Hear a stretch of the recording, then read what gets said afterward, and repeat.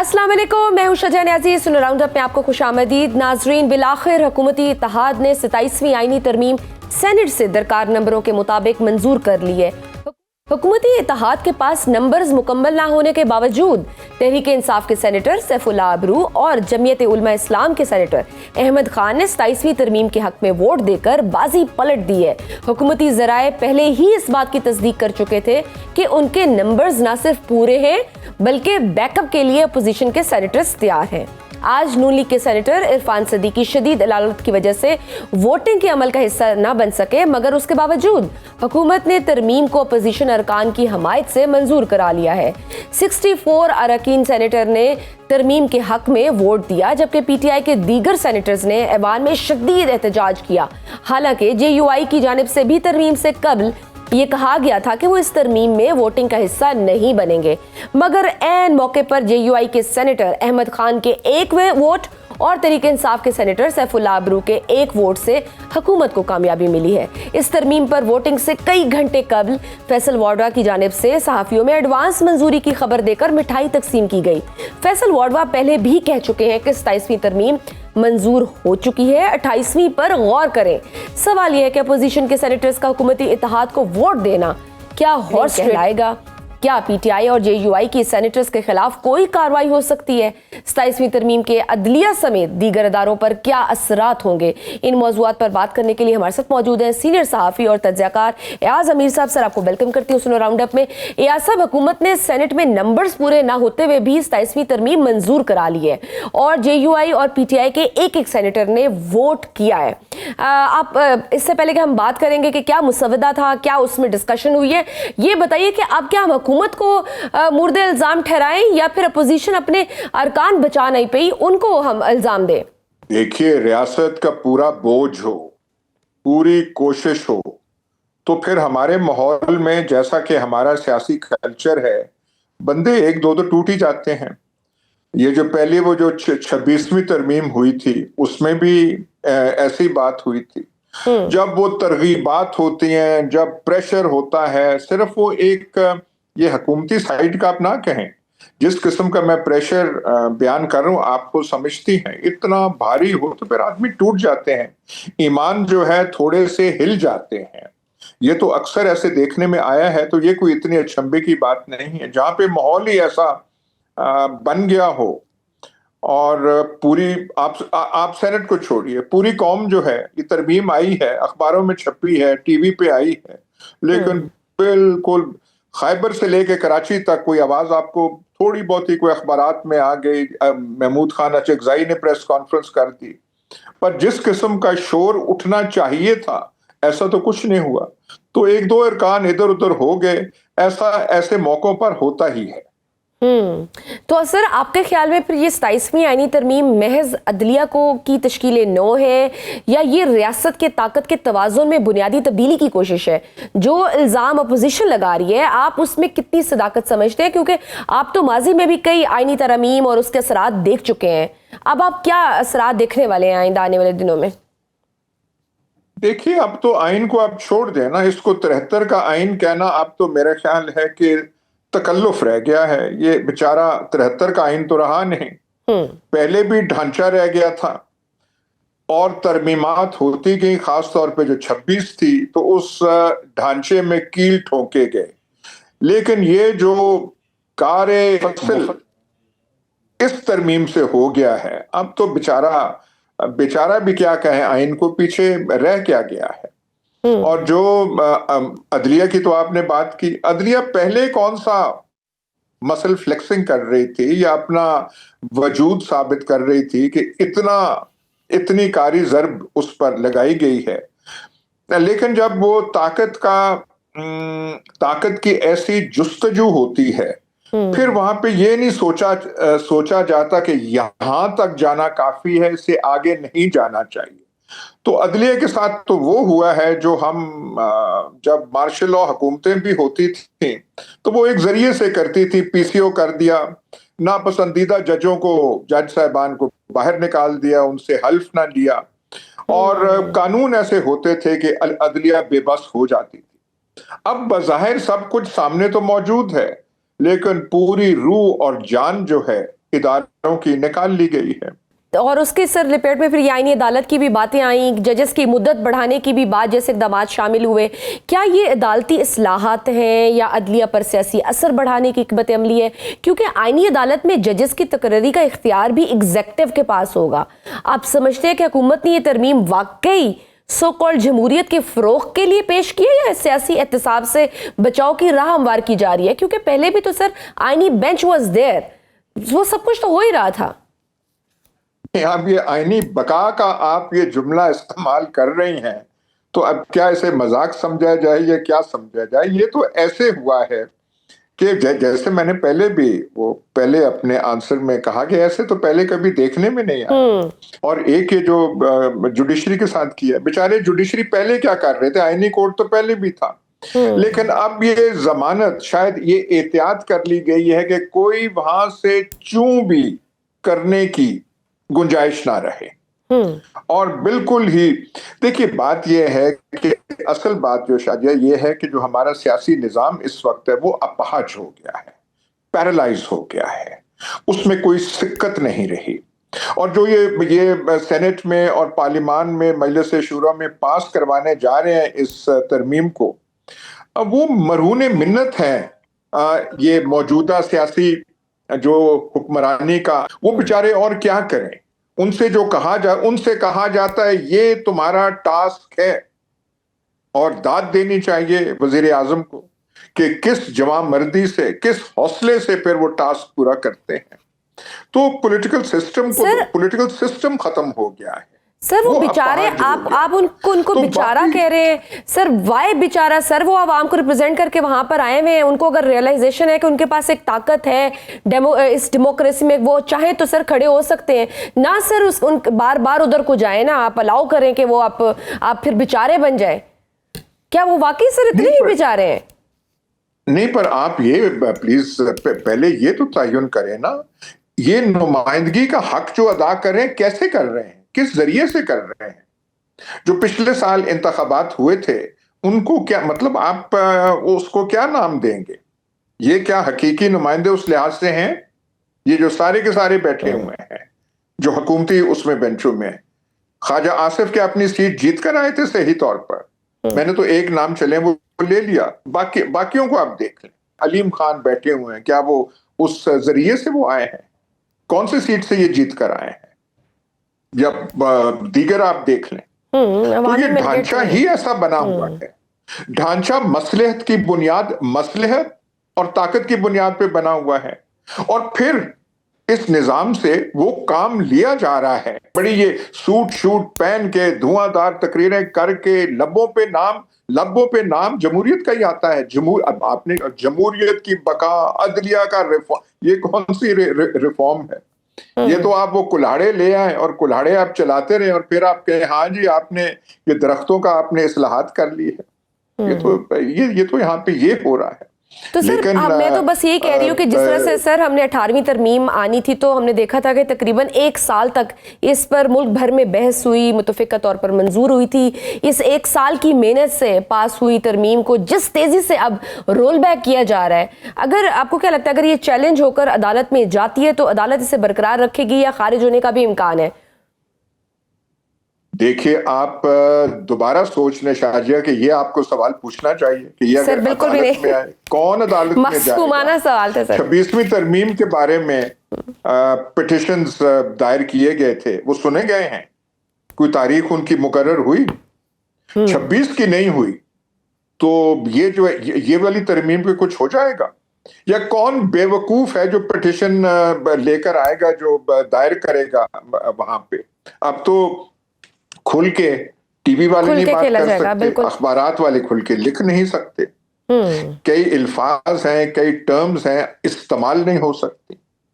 آپ کئی نام لیں تو وہ جو ہے بجائے تنازع بن جاتا ہے کہ نہیں آپ نے یہ کیوں ایسے کیا ہے. سر اب وہ نیا پاکستان یا پرانا پاکستان نہیں رہا نا، اب تو وہ ہائیبریڈ نظام رہ گیا ہے، ہائیبریڈ پاکستان رہ گیا ہے. سر پیپلز پارٹی کی جانب سے جو صدر کو تعمر استثناء دینے کی تجویز ہے، آپ کیا سمجھتے ہیں کیا یہ مستقبل کی کوئی سیاسی منصوبہ بندی کی جھلک ہے؟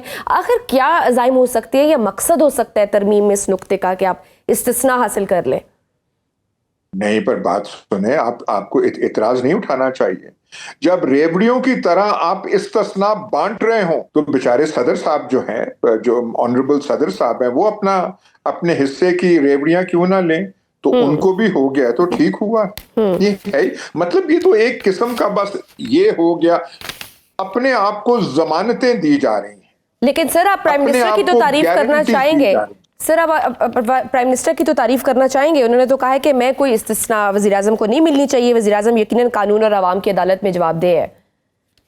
नहीं, देखिए, वजीर आजम की जो इम्यूनिटी ऐसे होती नहीं है, वो अगर ऐसा करते तो मजाक बन जाता। उन्होंने कोई इतनी बहादुरी या दलेरी या फराख दिली नहीं दिखाई, कहीं भी नहीं होता। इस्तिस्ना मिलता है, इम्यूनिटी मिलती है हेड ऑफ स्टेट को।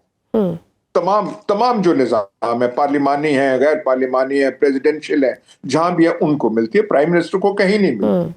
तो ये अपने लिए एक मजाक तो पहले बन चुका है, तो मजीद मजाक बन जाता। तो उन्होंने ये कहा, हाँ, और ओरिजिनल ड्राफ्ट में प्राइम मिनिस्टर की इम्यूनिटी का जिक्र कोई नहीं है।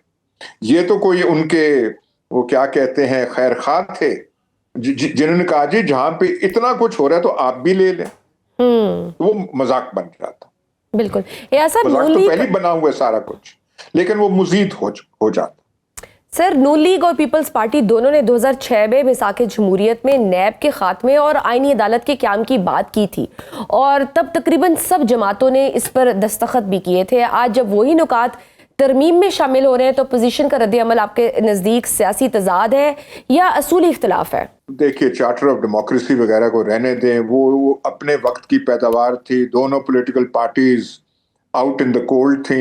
एक डिक्टेटर यहाँ पे बैठा हुआ था, उन्होंने चार्टर ऑफ डेमोक्रेसी किया। मेरा ख्याल है उसके बाद दोनों जमातों ने चार्टर ऑफ डेमोक्रेसी को खोल कर ना पढ़ा होगा, ना उसका कुछ बात ही नहीं, क्योंकि अब हालात बिल्कुल ही और हो गए हैं। वो दोनों पार्टीज जो चार्टर ऑफ डेमोक्रेसी के सिग्नेटरीज थी, वो मरूने मिन्नत है इस मौजूदा निजाम के।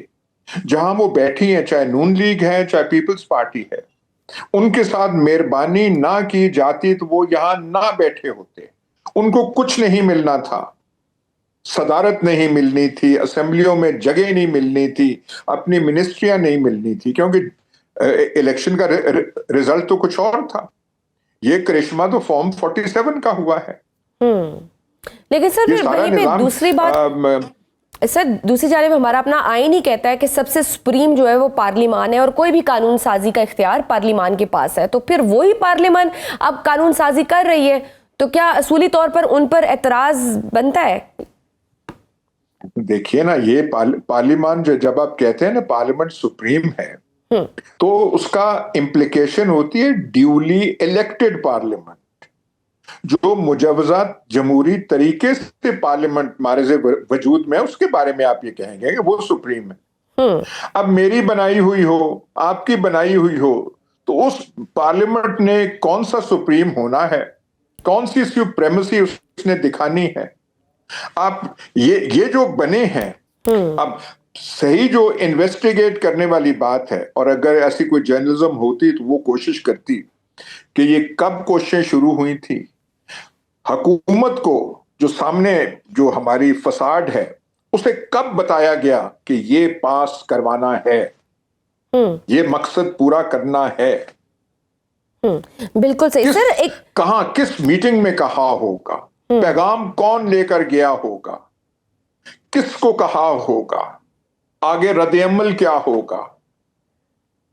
बात तो ये है कि किन पर्दों के पीछे, वो तो सर फैसल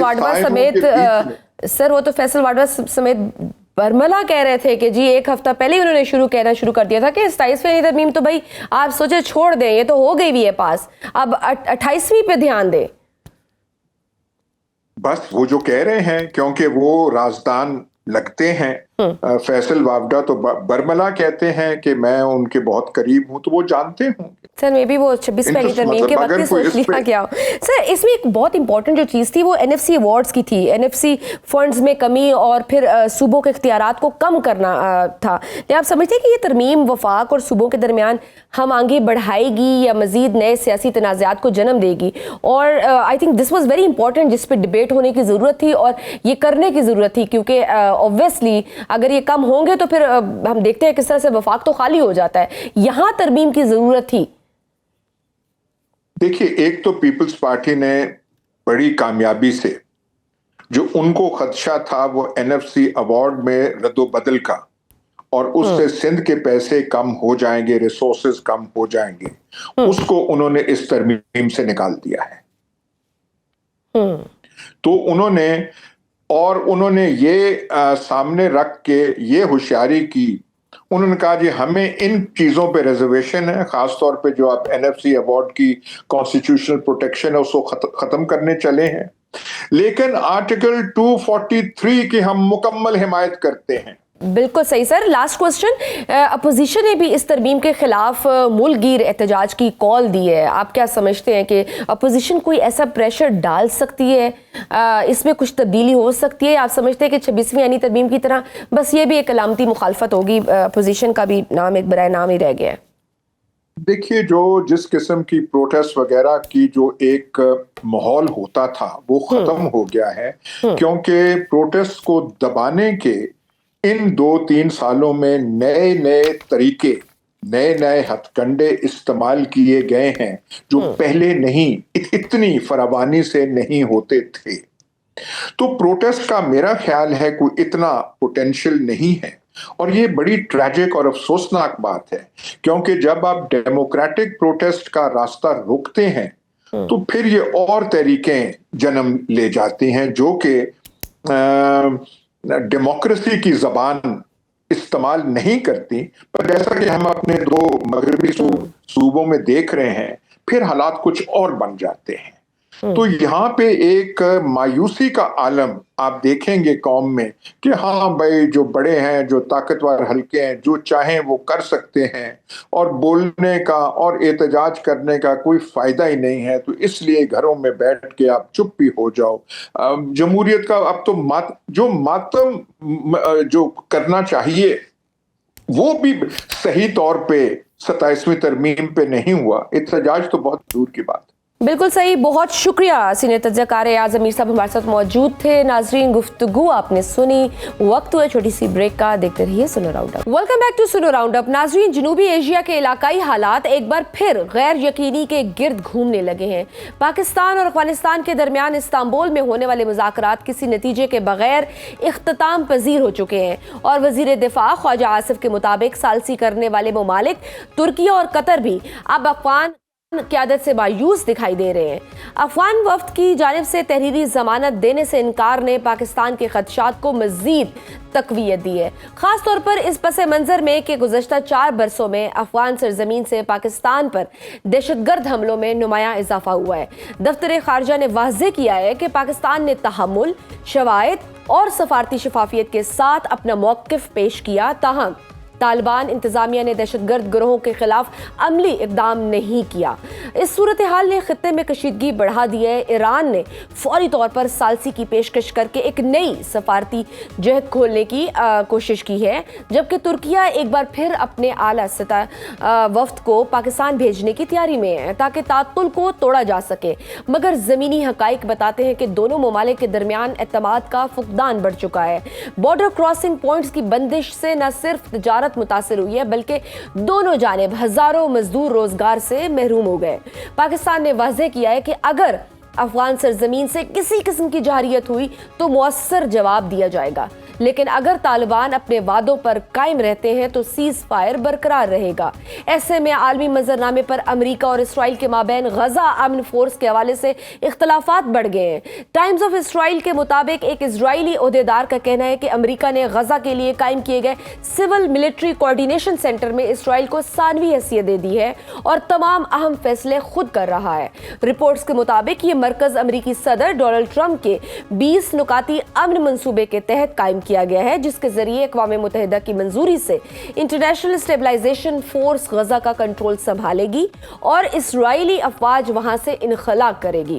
کیا پاک افغان تعلقات میں کشیدگی مستقبل میں دوبارہ کسی عسکری معاملات کی جانب بڑھ سکتی ہے؟ اسرائیل سے امریکہ کا اختلاف غزہ امن معاہدے کو نقصان پہنچائے گا؟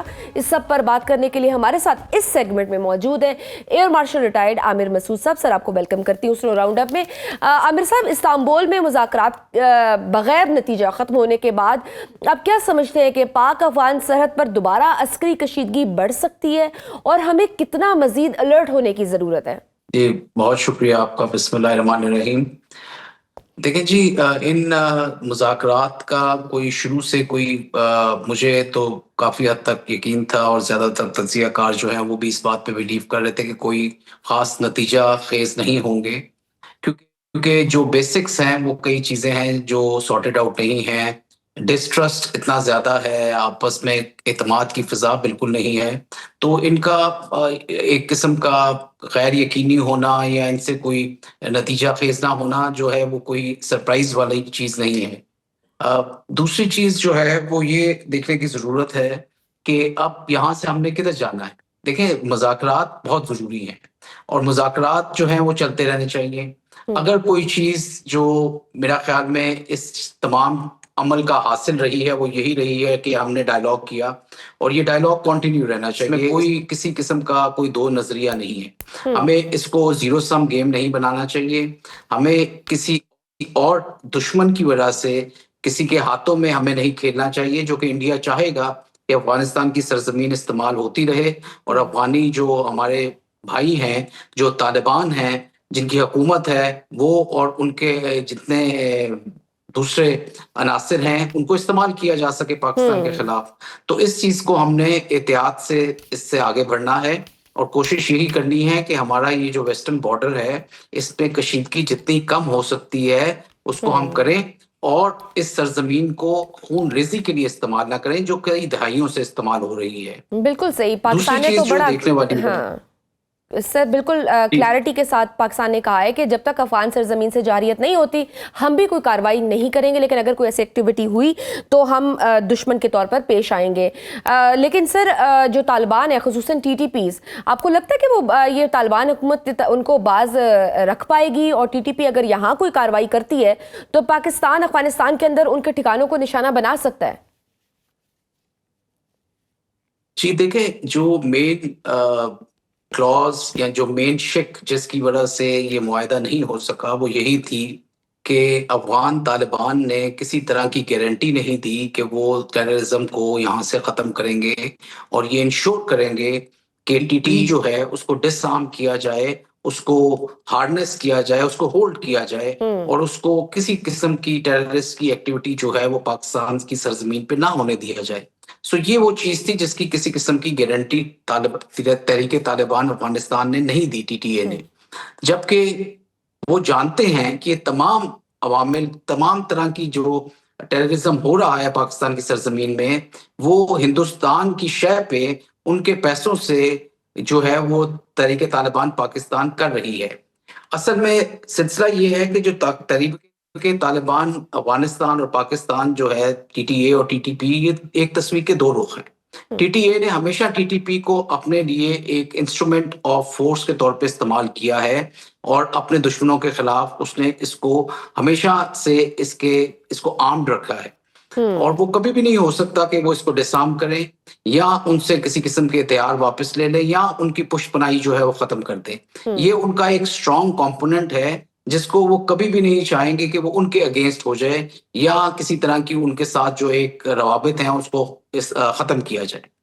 دوسری چیز جو ہے وہ یہ کہ وہ یہ بھی انشور نہیں کر سکتے، کیونکہ جس طرح کی انہوں نے دوستیاں اور جس طرح کی انہوں نے اپنے قدم بڑھائے ہیں انڈیا کے ساتھ، اور جو ہمیں چیز نظر آ رہی ہے سفارتکاری ان کی ادھر اور را کی جو ایکٹیویٹیز ہیں افغانستان کے اندر، تو مجھے نہیں لگتا کہ یہ بہت جلد ختم ہونے والی ہیں، کیونکہ انڈیا ادھر بہت زیادہ انویسٹمنٹ کر رہا ہے پیسوں کے لحاظ سے بھی اور ادروائز انفراسٹرکچر کے لحاظ سے بھی. تو یہ ایک چیز ہے جو جب تک ختم نہیں ہوگی تو پاکستان کی سرزمین محفوظ نہیں ہو سکتی. تیسری چیز جو ہے کہ افغانستان ہمیشہ سے، چاہے وہ تحریک طالبان ہے یا ان سے پہلے جو دوسرے تھے، وہ بھی یہی سمجھتے تھے کہ پاکستان کی انٹرفیئرنس کی وجہ سے ہمارے تمام طرح کے مسائل ہیں. حالانکہ پاکستان نے ہمیشہ کوشش کی ہے کہ اپنے افغان بھائیوں کو ایک سیکیورٹی دی جائے, ان کو ریفیوجیز کے طور پہ بھائیوں کی طرح رکھا جائے, اور ان کو ہر طرح کی ایک سٹیبلٹی آئے افغانستان میں, جس میں پیپل سینٹرک گورنمنٹ ہو. جب تحریک طالبان جو تھی ان کو ہم نے سپورٹ کیا, وہ اس وجہ سے کیونکہ پشتون کی جو ہے وہ ان کو مارجنلائز کیا گیا تھا, چاہے وہ رشیا ہو چاہے وہ امریکہ ہو ان کے زمانے میں, اور یہ پاکستان کی خواہش تھی کہ اگر پیپل سینٹرک گورنمنٹ ہونی ہے تو پشتون کا ایک حصہ بہت بڑا ہے جو میجورٹی میں ہے, اور ان کو ضرور اس کا حصہ ملنا چاہیے. لیکن اینڈ آف دا ڈے وہ چیز کوئی ہمارے لیے اتنی کارآمد ثابت نہیں ہوئی. ہیونگ سیڈ دیٹ, اگر آج تحریک طالبان افغانستان کو اس بات کی سمجھ نہیں آتی اور وہ اس تحریک طالبان پاکستان کی جو ہے پش پناہی کرتے رہیں گے, اور یہاں پہ خون ریزی کا بازار گرم رہے گا, جو کہ رہا ہے اس سال میں اور بہت زیادہ رہا ہے, تو ان کو اس بات کا احساس ہونا چاہیے کہ پاکستان کے پاس, پاکستان کی ملٹری کے پاس وہ فورس, وہ ویئر ود آل موجود ہے کہ وہ ان کو ہاٹ پرسوٹ کے طور پہ بھی ٹارگٹ کر سکتا ہے اور ان کو نشانہ بنا سکتا ہے, اور اتنی کیپیبلٹی ہے کہ ان تمام عناصر کو جو یہاں پہ ٹیررزم پھیلا رہے ہیں ان کو پن پوائنٹ ایکوریسی کے ساتھ جو ہے وہ ٹارگٹ کیا جا سکے اور ان کو نکالا جا سکے. ان کے گھروں سے وہ وہ بھاگ سکتے ہیں لیکن چھپ نہیں سکتے, چاہے وہ دن ہو یا رات ہو. تو یہ چیزیں پاکستان کے پاس موجود ہیں, مگر پاکستان بالکل چاہے گا, اور اس کو کوشش بھی یہی کرنی چاہیے گورنمنٹ کو بھی اور سیکیورٹی فورسز کو بھی, کہ ہمیں کسی طرح سے افغانستان کے اندر کانفیڈنس بلڈنگ میئرز انسٹیٹیوٹ کیے جائیں ان کی لیڈرشپ کے ساتھ, ان کی سیکیورٹی فورسز کے ساتھ, اور ان کو اس بات کا اندھیا دیا جائے کہ میوچول سیکیورٹی بہت ضروری ہے افغانستان اور پاکستان کی. اسی میں ہماری جو پاپولیشن ہے اس کی بھلائی ہے کہ ہم بجائے اس کے کہ ہتھیاروں کی طرف آئیں, لڑائی کی طرف آئیں, ہم اکنامک ایکٹیویٹی جنریٹ کریں جس کے بہت زیادہ پوٹینشیل موجود ہیں, چاہے وہ سینٹرل ایشیا کی طرف سے ہو چاہے یورپ کی طرف سے ہو. بہت سارا کوریڈور ایک اکنامک بن سکتا ہے تھرو پاکستان افغانستان. ٹاپی جیسی پائپ لائن جو ہے اس کو استعمال کیا جا سکتا ہے عام عوام کے لیے. بالکل سر, آئیڈیلی تو ایسا ہونا چاہیے, لیکن سر یہ دنیا نے بھی تسلیم کیا ہے کہ افغانستان میں مختلف کالعدم دہشت گرد تنظیموں کے ٹھکانے ہیں, تو ان کی محفوظ پناہ گاہوں کے خلاف اگر پاکستان کے پاس آپ کے خیال میں پھر کون سے آپشنز باقی بچتے ہیں؟ خفیہ کارروائی, علاقائی تعاون, یا بین الاقوامی دباؤ سے یہ مسئلہ حل ہو سکتا ہے؟ دیکھیں جی, یہ تو ساری دنیا جانتی ہے کہ پچھلی 4-5 دہائیوں سے جتنی خون ریزی رہی ہے, جس طرح جنگ رہی ہے افغانستان کی سرزمین پہ, تو وہاں پہ جو اس وقت بھی گورنمنٹ ہے وہ بڑی ڈس فنکشنل گورنمنٹ ہے. کسی قسم کی ادھر سیکیورٹی نہیں ہے, کسی طرح کی اکنامک ایکٹیویٹی نہیں ہے, کسی طرح کی اسٹیبلٹی نہیں ہے افغانستان میں. تمام ٹیررسٹ آرگنائزیشن تو دنیا جہاں کی ہیں وہ یہاں پہ موجود ہیں, چاہے وہ داعش ہو, چاہے تحریک طالبان ہو, چاہے وہ BLA ہو. ان کے سیف سینچریز جو ہیں وہ ادھر موجود ہیں, اور وہ ہر طرح سے ہتھیاروں سے بھی لیس ہیں.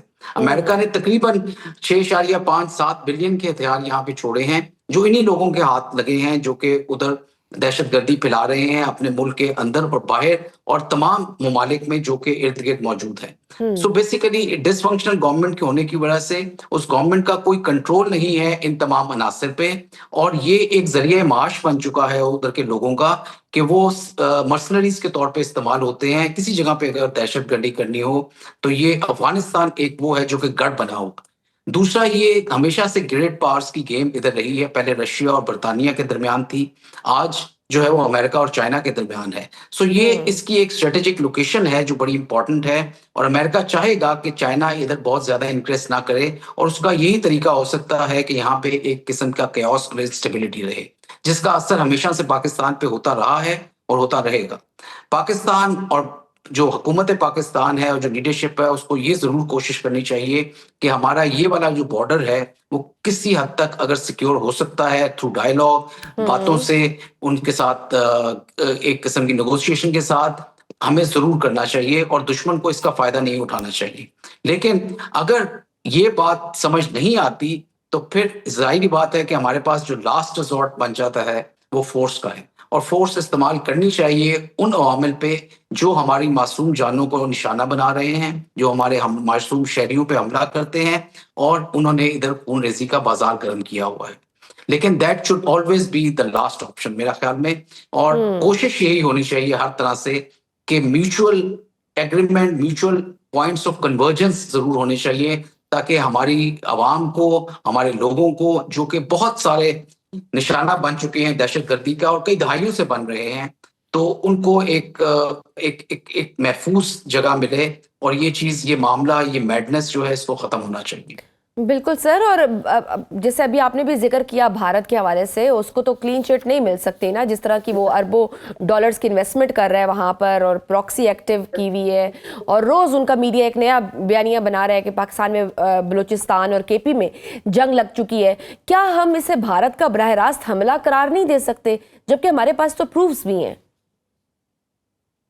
ये देखें, इंडिया तो हमेशा से चाहेगा कि वो पाकिस्तान को जितना नुकसान पहुंचा सकता है डिप्लोमेटिकली, मिलिटरीली, सोशली, इंटरनली, वो पहुंचाए। वो एक जीरो सम गेम हमेशा से पाकिस्तान के खिलाफ खेलता रहा है और खेलता रहेगा। तो वो मामला जो है ये अंदिया देने की जरूरत है, और मेरा ख्याल में जो हमारी रीजनल पावर्स हैं उनको इंगेज करने की जरूरत है। चाइना का बड़ा इन्फ्लुएंस है इस वक्त अफगानिस्तान में, कतर का इन्फ्लुएंस है, और जिस तरह आपने देखा कि टर्की का बहुत इन्फ्लुएंस है और काफी हद तक ईरान का भी है। तो ये वो ममालिक हैं जो समझते हैं पूरे मामलात को, और ज्यादातर मुस्लिम ममालिक हैं जो ये बताते रहे हैं अफगानिस्तान को इन टॉक्स के दरमियान भी कि एक मुस्लिम मुल्क होने की खातिर आपको एक भाई वाला सलूक होना चाहिए, आपस में एक बरादराना जो है रिलेशनशिप बिल्ड करने चाहिए, बजाय इसके कि आप हिंदुओं के हाथों आप खेलें और आप उनके हाथों जो है बिकें। तो उससे बेहतर है कि आप जो भी अपने मामलात इस्तवार करने हैं वो पाकिस्तान के साथ करें, ईरान के साथ करें, टर्की के साथ करें, चाइना के साथ करें, जो आपको इकोनॉमिक बेनिफिट भी दे सकते हैं और जो आपके साथ सिंसियर भी हैं। सो मेरा ख्याल में इन डायलॉग के दौरान इस बात की भी डिस्कशन बहुत कॉम्प्रिहेंसिवली होती रही है, और इस चीज की समझ अफगानियों को आ जानी चाहिए। उनको इस चीज का हौसला होना चाहिए कि वो जरा इस चीज को स्ट्रेटेजिकली देखें और जरा एक फारसाइटेडनेस रखें अपने अंदर, एक विजन रखें, क्योंकि ये जो चंद टैक्टिकल इनको फायदे हो रहे हैं इंडिया के पैसों से या इंडिया के हथियारों से या इंडिया की पुष्पनाई से, ये स्ट्रेटेजिक लेवल पे जो है उनको कोई फायदा नहीं देंगे बल्कि नुकसान देंगे। वो अपने लिए एक इंस्टेबिलिटी क्रिएट करेंगे।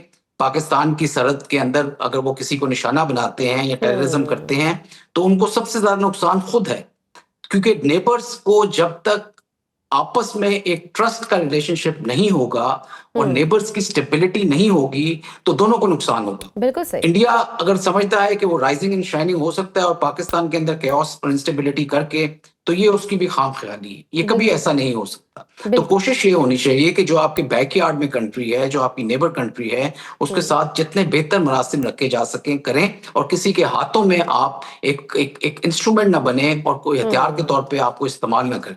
बिल्कुल, और ये बेहतर मरासम कायम करने के लिए बार बार काविशें भी की जा रही हैं। हम देख रहे हैं कि मुज़ाकरात दर मुज़ाकरात हो रहे हैं, पहले दोहा में हुए, फिर अब इस्तांबुल में एक लंबा दौर चला लेकिन वो भी फ्रूटफुल नहीं हुए। अब सर कतर और तुर्किया के बाद अब ईरान भी सामने आ गया है और उसने भी अपने आप को बतौर सालसी पेश किया है कि मुझे एक एफर्ट करने दे। तो आपको लगता है कि वो फ्रूटफुल साबित होगा और इस मामले में मगरब या ट्रंप की जानिब से कोई अमली कदम नहीं उठाया गया? क्या हम इसको सफारती या अस्करी लिहाज से हम इसको कैसे देखेंगे? देखिए, टर्की और कतर से ईरान के जो स्टेक्स हैं वो बहुत ज्यादा हाई हैं। Iran one of the core players है जो कि इमीडिएट नेबर है अफगानिस्तान का, और पाकिस्तान के बाद सबसे ज्यादा बॉर्डर जो है वो ईरान ही का है, और फिर सेंट्रल एशियन कंट्रीज के आते हैं। तो ईरान तो एक डायरेक्ट स्टेक होल्डर है इसमें, अफगानिस्तान में अमन की ख्वाह है जिस तरह पाकिस्तान है, और ये बहुत इंपॉर्टेंट चीज है कि ईरान जो है इस मामले में सालिसी के लिए तैयार है, और ईरान भी चाहेगा कि यहाँ पे एक लेवल ऑफ स्टेबिलिटी कायम हो।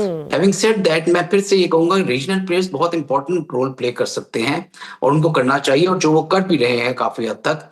लेकिन एंड ऑफ द डे ये अफगानिस्तान को खुद समझने की जरूरत है कि जो रिलेशनशिप पाकिस्तान के साथ उसने बनाने हैं वो बायलैटरल तौर पे बनाने हैं। जो ट्रस्ट आपस में एक हमने कायम करना है, अमन की फिजा कायम करनी है, वो हमने बायलैटरली करनी है। और बायलैटरल जब तक हमारा आपस में एक लेवल ऑफ कॉन्फिडेंस नहीं होगा तो मेरा नहीं ख्याल कि किसी तरह की कोई इंप्रूवमेंट हो सकती है।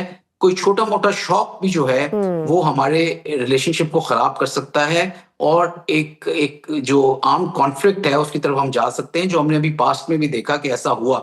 तो हमें जब तक एक डेफिनेट डीप किस्म की ट्रस्ट की कॉन्फिडेंस बिल्डिंग नहीं होती और डेफिसिट रहता है, तो हम किसी भी किस्म के मतलब हमें कॉन्टिजेंसी के लिए तैयार रहना चाहिए, और कोई भी تیسری فورس جو کہ انڈیا خاص طور پہ ہو سکتا ہے کوئی ایسا عمل کر کے دکھا سکتا ہے جس میں اسٹیج مینج قسم کا انسیڈنٹ جو وہ اپنے طور پہ بھی کرتے رہے ہیں. بالکل افغانستان کو بھی ریئلائز کرنے کی ضرورت ہے کہ وہ انڈیا کے ہاتھوں یوز ہو رہا ہے. ناظرین وقت چھوٹی سی بریک کا، دیکھتے رہیے سنو round up. Welcome back to سنو راؤنڈ اپ. ایرانی پارلیمنٹ کے جو اسپیکر ہیں جو حالیہ پاکستانی دورے پر بھی تھے، انہوں نے کہا ہے کہ ایران کو بھی پاک سعودیہ دفاعی معاہدے میں شامل کیا جانا چاہیے.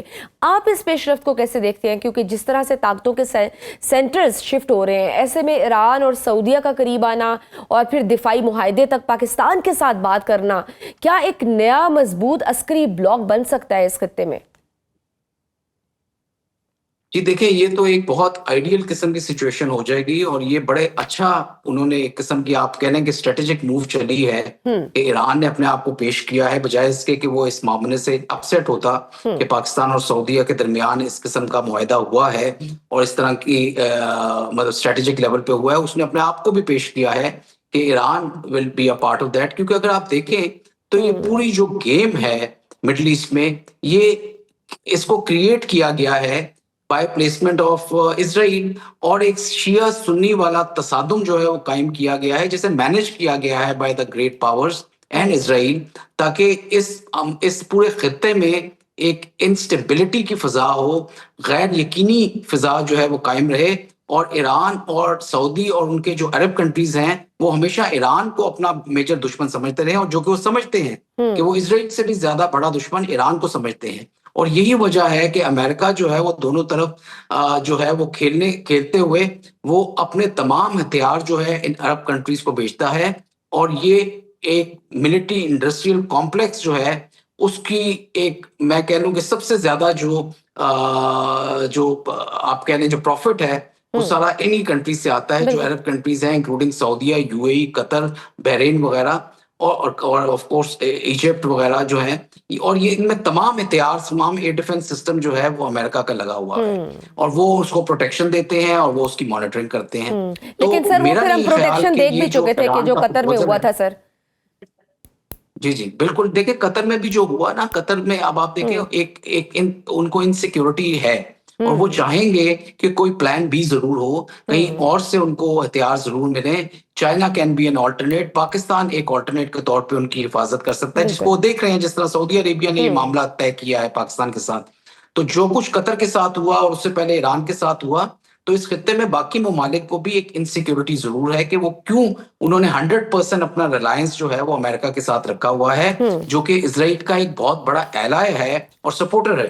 تو اس کو دیکھتے ہوئے ان کو ایک پلان بھی ضرور ایک مرتب کرنا پڑے گا، پلان کرنا پڑے گا، تاکہ ان کے پاس دوسری option who in case of such an attack. جس طرح اسرائیل انہیں ایک بیک یقینی پھیلائی ہوئی ہے اس پورے خطے میں، اور جس کو چاہتا ہے اس کو حملہ کر دیتا ہے ایٹ ول، اور without any air defence system responding, مطلب ان کے اگینسٹ کوئی رسپانس نظر نہیں آتا، جس سے یہ ظاہر ہوتا ہے کہ امریکہ کی جو ہے ایک مانیٹرنگ ہے، اور وہ چاہتے ہیں کہ اسرائیل کو کسی طرح کا نقصان نہ ہو، اور ان کی ٹیسٹ اپروول سے یہ چیزیں ہو رہی ہوتی ہیں.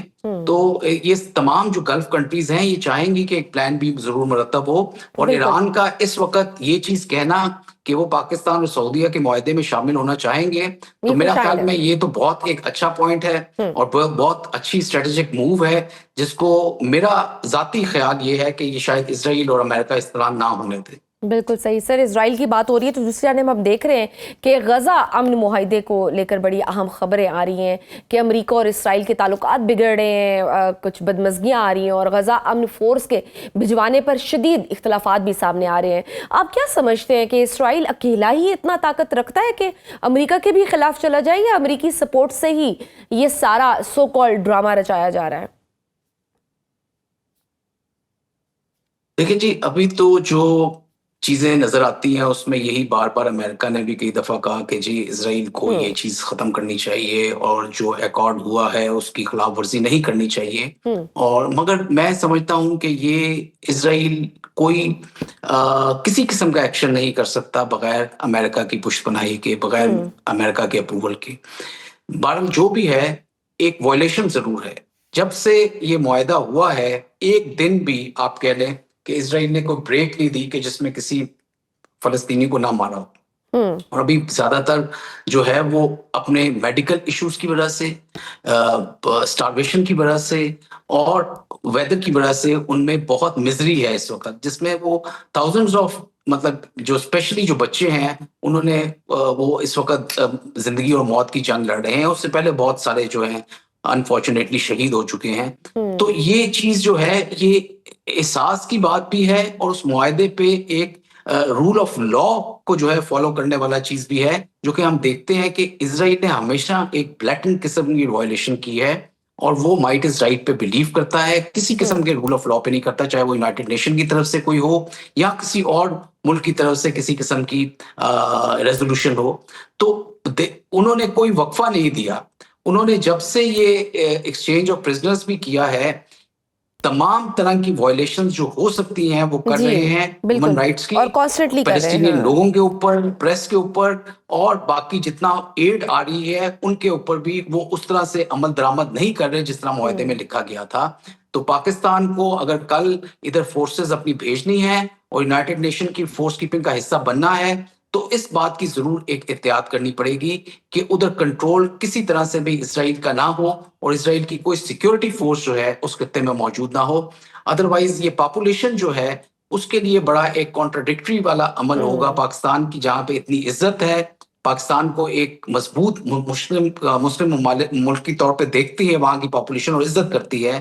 میرا خیال میں اس معاملے میں ہمیں تھوڑا سا کوشش ضرور ہونا پڑے گا اور فیوچر جو ہے لیکن وہ سر تبھی ایک چیز، سیکیور ہوگا اگر سر ایک اور چیز بھی، ایک اور پوائنٹ بھی بھی آپ سے ڈسکس کرنا تھا کہ ترکیہ غزہ امن معاہدے میں بڑا ایک اہم رکن رہا اور اسرائیل کی جانب سے واضح ہم دیکھ رہے ہیں کہ دھمکی آمیز لہجے میں یہ کہہ دیا گیا ہے کہ ترکیہ کی فوج ہمیں کسی صورت غزہ میں قبول نہیں.